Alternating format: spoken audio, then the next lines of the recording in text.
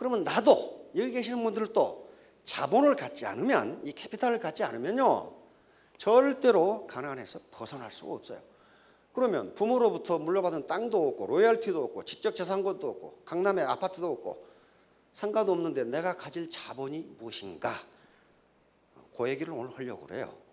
무슨 일이든 할 수 있다고 생각하는 사람이 해내는 법이다. 의심하면 의심한 것밖에 못하고 할 수 없다고 생각하면 할 수 없다. 정중 회장님은 진짜 독립운동 하듯이 현대라는 대그룹을 일구신 분입니다.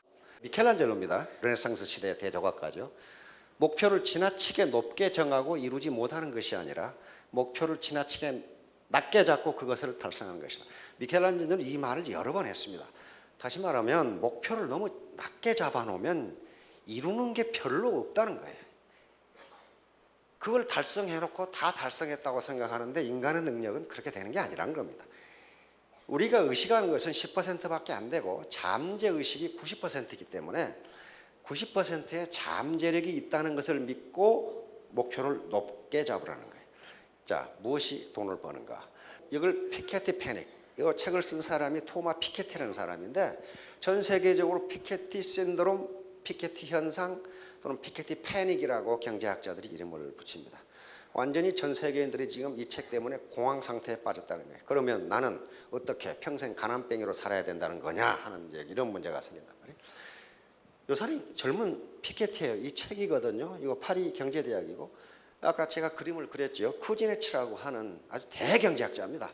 이걸 연구해서 노벨상을 받은 사람인데 이렇게 처음에는 소득이 낮을 때는 다 비슷하게 살아. 왜? 다 거지니까.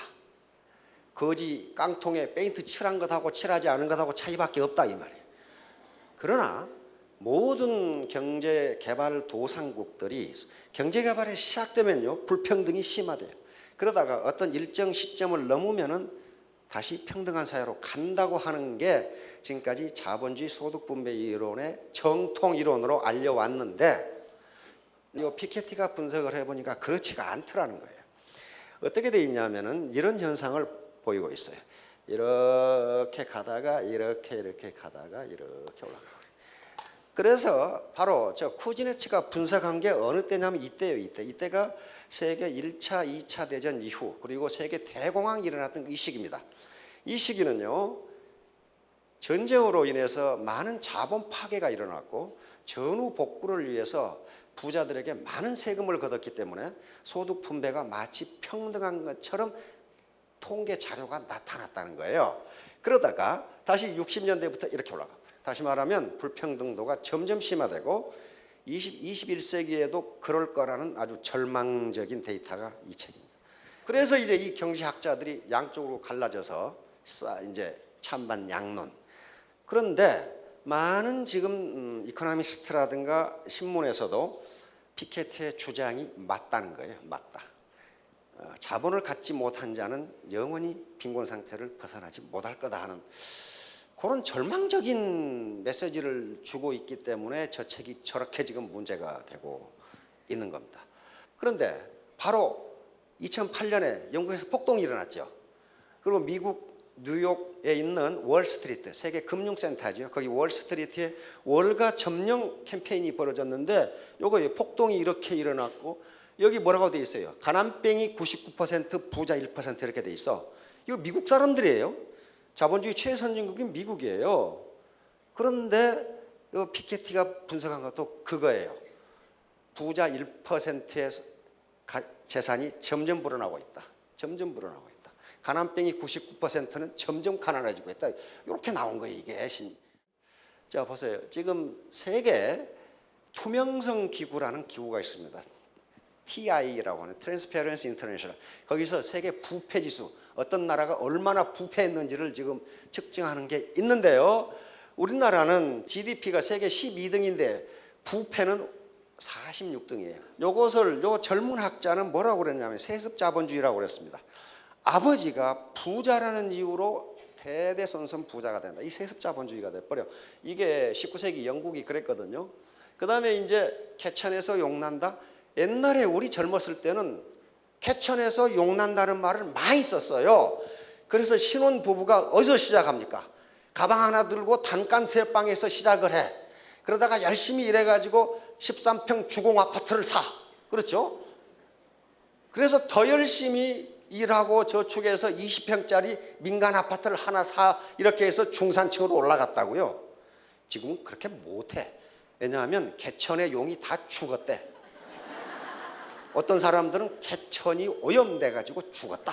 뭐 이렇게 이야기하는데 그 일종의 자조의 소리입니다. 개천에서 용 나기가 힘들어요. 그러면 이제 거버넌스라고 하는 것이 있는데, 거버넌스는 그 공공 경영, 국가 경영이라는 거예요. 그 국가가 지금 또는 그 사회가 어느 정도 효율적으로 생산적으로 작동하고 있느냐를 나타내는 게 거버넌스라고 하는 게 있습니다. 세계적으로 세계은행이라든가 IMF 그리고 독일의 이 연구기관에서 베르텔스만 재단이라고 하는 데서 그 나라가 그 사회가 얼마나 잘 작동되고 있느냐 하는 걸 따지는 거예요. 그런데 우리는 OECD 평균에서 훨씬 떨어져요. 늙은 가난한 사람이 너무 많다. 지금 정부에서 발표한 노년 빈곤층이 45%입니다. 65세 이상 노년 중에 45%가 빈곤에 시달리고 있다.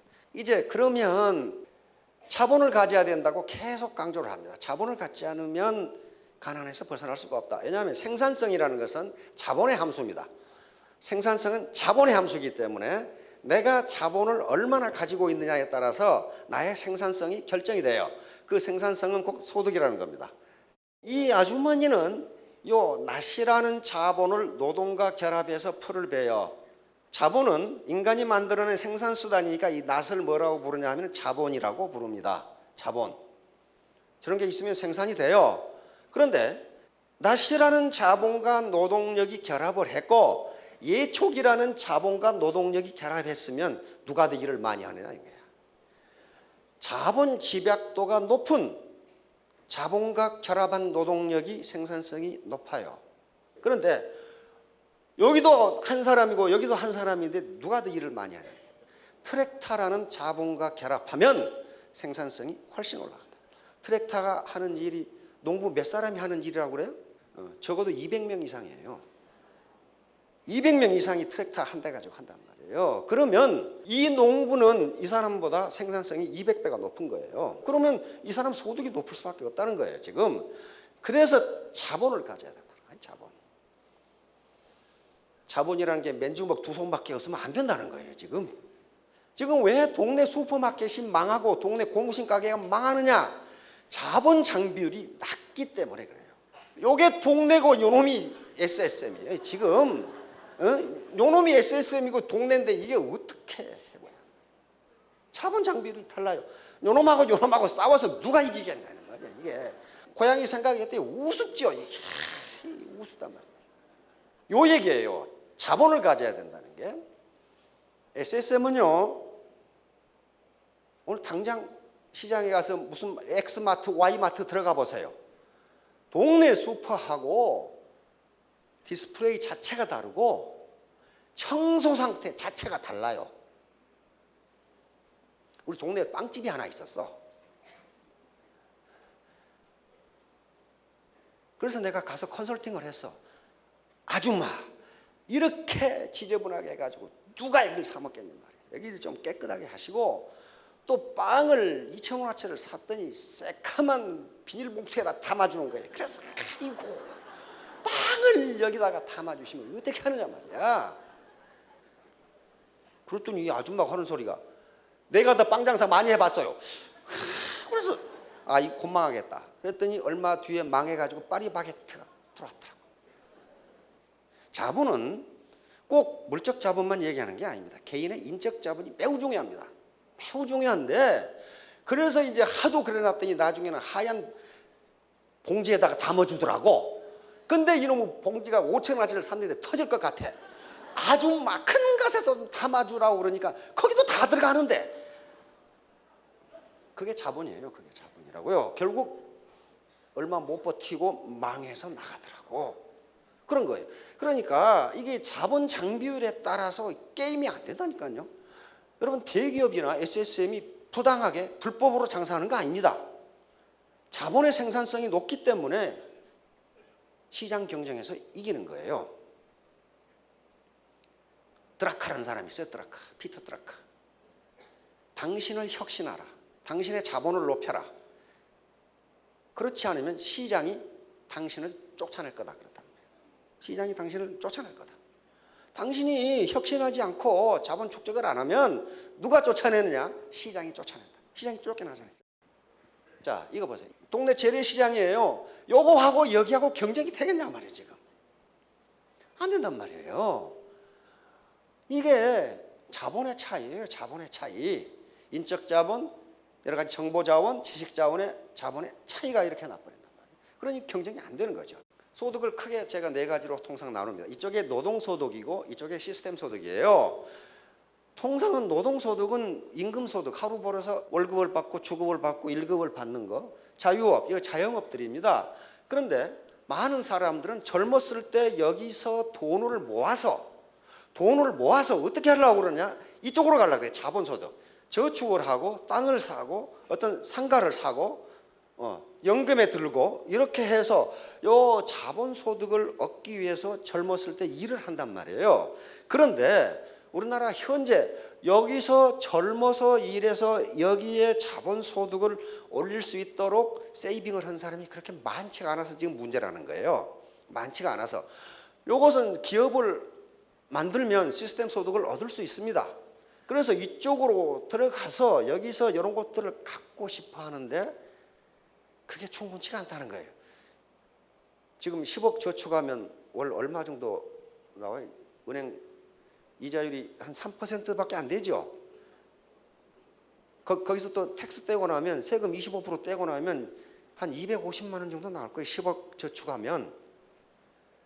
근데 여기 10억 저축 가지고 계신 분 계시나요? 10억 해봐야 250만 원밖에 안 나온다니까요. 그러면 적어도 2,500만 원이 나오려면 얼마? 100억을 저축해야 돼. 100억을 저축해야 된다고요. 그렇게 하신 분이 그렇게 많지가 않다 그 말이에요. 지금 우리나라에. 왜? 우리나라 국민이 게을러서 천만의 말씀. 세계에서 제일 부지런한 국민이 우리나라 국민인데 전부 자식 교육에 쏟아부었어. 지금 세대가 샌드위치 세대야. 옛날에는 그렇게 퍼부으면 자식이 부모를 봉양했지만은 지금 샌드위치 세대는 자식한테 그렇게 퍼붓고 부모 봉양하고 살고 있어. 완전 샌드위치야. 그런데 지금 현재 자식으로부터 자신은 봉양을 못 받아. 왜냐하면 자식이 나쁜 놈이어서가 아니라 지 살기도 바빠 죽겠어 지금. 그렇게 됐단 말이에요. 그래서 이제 여기 계시는 분들이 경제적 독립, 경제적 자유를 하셔야 돼. 자유를 얻으셔야 되는데 그러려면은 자본을 가져야 된단 말이에요. 문제는 자본이에요.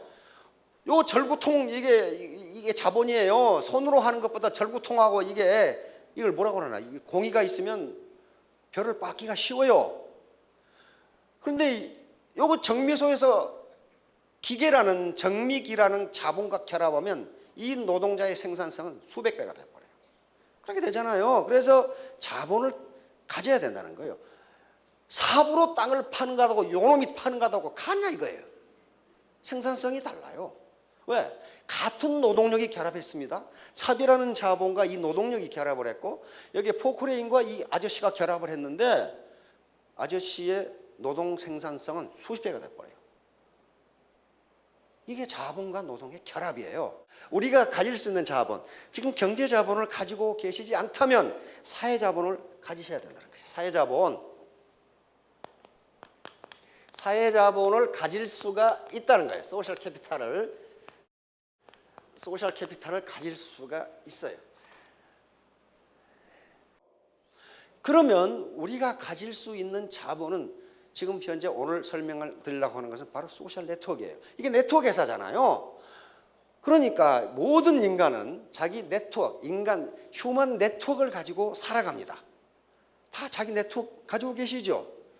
우리 조카, 우리 큰아버지, 우리 신우, 우리 이모, 우리 고모. 네트워크예요. 근데 그 네트워크를 가만히 생각해 보세요. 돈이 되는 네트워크인지 돈을 써야 되는 네트워크인지 생각해 보시라고.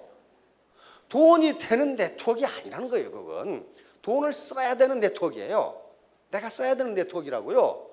그런데 이게 미들 클래스라든가 어퍼 클래스로 가면은요 돈이 되는 네트워크가 많다는 거예요. 돈이 되는 네트워크예요. 그러면 그러면 우리가 이제 가질 수 있는 네트워크는 여기 스폰서부터 시작해서 이게 네트워크라고 해요. 지금 네트워크예요. 이 마케팅이 뭐야? 네트워크 마케팅이잖아요. 이 네트워크를 가져야 돼요. 이 네트워크가 뭐냐면 사회 자본이에요. 많은 학자들이 그렇게 얘기해 놨어요. 연결망, 사회적 연결망. 이 양반은 프랑스 학자인데 지속적인 연결망. 오늘 만나고 내일 끊어지는 그런 연결망이 아니고 지속적으로 내가 교류를 할 수 있는 사회적 연결망. 이게 사회자본이다. 콜맨 미국의 학자인데 인간관계 속에서 파생되는 자본. 이거 좀 어렵죠? 이 네트워크 속에서 요 자체가 뭐가 된다? 자본이 된다. 그 다음에 프란시스 후쿠야마, 요거 일본계 미국인인데 세계적인 학자입니다. 그 네트워크 중에 사회자본 중에 가장 중요한 게 뭐냐? 신뢰, 트러스트다. 신뢰. 저 사람이 나를 믿느냐 이게. 아까 그분한테 변호사 수임료 수억을 주는 사람은 그 사람이 바보가 아니에요. 이 사람에게 이 문제를 맡기면 해결한다고 믿는 거예요. 그러니까 트러스트, 신뢰예요. 그 신뢰의 바탕을 이루는 게 뭐냐? 정직, 준법, 상호 의무, 철제 이렇게 돼서 흥청망청 쓰고 지 할 일은 안 하고 요구만 하고 이 사람을 누가 믿느냐는 거예요. 누가. 따라서 네트워크에서 가장 중요한 게 트러스트예요. 저 사람을 믿을 수 있느냐 없느냐. 고객하고 상대에서도 신뢰예요. 신뢰, 요 밑에 있는 것은 신뢰를 얻기 위한 바탕이에요. 정직, 도덕성, 상호 배려, 겸손, 경청 이런 것들이 계속 나와요. 이제 요것이 뭐라고 그랬냐면 요것이 자본이다 그랬어요. 요것이 자본이. 당신이 그래서 그 자본을 가지고 있느냐? 그러면 소셜 네트워크가 잘 이루어질 것이다. 우리가 고기를 잡기 위해서는 그물이 크고 튼튼해야 됩니다. 나는 네트워크 속에서 그물코의 하나라고 생각하셔야 돼요. 내가 무지하게 똑똑하다고 아무리 똑똑해도 그물코 하나가 아무리 튼튼해도 그물 사이즈가 적으면 고기를 많이 잡을 수가 없어요. 그래서 바로 내가 가지고 있는 스폰서와 파트너로 이루어지는 이게 자본이에요. 이걸 갖지 않으면 가난뱅이는 절대로 가난에서 벗어날 수 없다는 게 학자들의 이론이고 실제로 사회적으로 그래요. 그러니까 부모로부터 어마어마한 규모의 경제 자본을 물려받으면 그걸로 끝이에요. 그러나 그것도 없다면 내가 독립운동하듯이 내 네트워크를, 생산적인 네트워크를 갖지 않으면 안 된다는 거예요. 로버트 퍼트남, 이건 협동과 협력을 촉진하는 연결망이니까 네트워크 마케팅에서 상호 협동과 협조가 이루어지지 않으면 그 연결망은 아무 필요가 없어요. 아무 필요가 없다고요. 이 연결망이에요. 이 연결망, 네트워크 자체가 자본이에요. 요거라도 안 가지면 맨날 돈이 들어가는 네트워크만 가지고 있으면 그리고 이 로어 클래스 네트워크만 가지고 있으면요 돈이 생기질 않아요. 바로 요거예요. 이제 바로 이 사회자본의 축적이 이 내가 속에 있는 스폰서와 파트너로 연결되어 있는 이 네트워크가 이게 소셜 캐피탈인데 이게 자본이에요. 이걸 갖는 게 공유 자본이라고. 공유 자본. 근데 배타적 자본이 아니고 공유 자본이에요. 공유 자본. 코먼 리소스란 말이에요. 요게 이제 성공 여부를 판가름한다는 거예요. 그런데 이 네트워크가 커지려면은 어떻게 해야 되나? 자기가 가지고 있는 인적 자본, 다시 말하면 사회 자본이 요거 사회로 나가면 사회 자본이 되는데 그것의 퀄리티, 그것의 품질이 어떻느냐는 거예요. 다시 말하면 개인의 인품이라든가 도덕성, 태도가 여기서 무슨 학력이 들어간다든가 전직의 경력이 들어가는 거 아니에요. 그런 게 통하지가 그게 자본이 안 돼요. 자, 그렇게 돼서 바로 거기에서 뭐가 나오느냐? 자본 장비율의 차이가 나와요. 아까 삽 들고 땅 파는 사람하고 포크레인으로 땅 파는 사람하고는 생산성, 프로덕티비티가 달라요. 생산성이. 그렇듯이 내 라인의 네트워크가 내 산하에 10,000명이 있느냐 70,000명이 있느냐에 따라서 잡는 고기의 양이 달라져요. 그런데 그게 아무렇게나 그렇게 커지는 게 아니고 자기의 포용력만큼 커진단 말이에요. 어느 때 생깁니까? 포용력은 자기가 낮아질 때 생겨요. 바다는 스스로 낮기 때문에 모든 강물을 포용할 수 있다. 바다가 높은 데 있으면 어떻게 모든 강물을 다 포용합니까? 궁변, 통구. 이건 주역에 있는 말입니다. 주역에. 궁하면 어떤 때 궁합니까? 우리는 궁하다는 것은 막다른 골목에 다다를 때 궁하다 그렇게 해요. 또는 경제적으로 가난하다 이것도 궁이에요. 궁하면 변해야 되고 변하면 통하고 통하면 오래간다. 자, 내가 지금 경제적 자유를 얻어야 되겠다. 그리고 내가 지금 가진 자본이라고 하는 부모로부터 물려받은 자본, 이건 내가 부모가 나를 먹여주고 키워주고 교육시켜주고 요 인적 자본을 가지고 있잖아요. 요걸 어떻게 해서 소셜 네트워크를 키워서 사회 자본을 크게 할 것이냐. 그러면 거기서 생산성이 나옵니다. 통즉 불통, 불통즉 통. 통하면 아프지 않고 안 통하면 아프다. 그러니까 스폰서와 파트너가 서로 커뮤니케이션이 안 되면 그놈의 조직은 아파요. 통즉 불통. 통하면 아프지 않고 불통즉 통. 아파요. 그러면 소셜 네트워크라는 사회자본이 커지지가 않습니다. 바로 인적자본과 사회자본의 축적. 아까 제가 말씀드렸죠. 가난하게 태어난 것은 자기 잘못이 아니다. 그러나 가난하게 늙는 것은 내 잘못이다.